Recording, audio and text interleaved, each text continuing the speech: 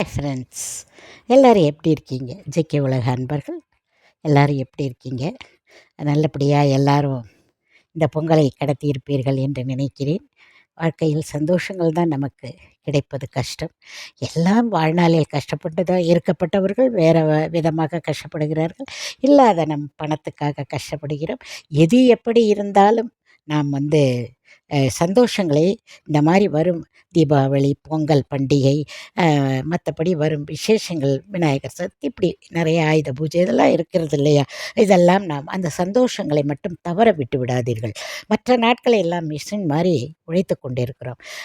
இந்த பொங்கல் டைமில் நான் வெளியில் 2-3 இடத்துக்கு போயிருந்தேன். இந்த சென்னையை பார்த்தா அவ்வளோ ஹாப்பியாக இருந்தது. ஜிலோன்னு இருந்ததுங்க. அப்படியே நான் அந்த பிரிட்ஜு பக்கம் போகும்போதெல்லாம் அந்த பிரிட்ஜெல்லாம் இந்த நாகரிகங்க பெயரில் இல்லாமல் வயலும் மரங்களும் வரப்புகளும் நெல்லும் காய்கறிகளுமாக இருந்தால் இது எப்படி இருக்கும்? இந்த சொர்க்கலோகம் மாதிரி இருக்குமே இந்த சென்னைன்னு நினச்சேன் நான். அப்படி ஒரு அழகாக இருந்தது சென்னை. அடுத்த வீடியோவில் பேசுகிறேன்.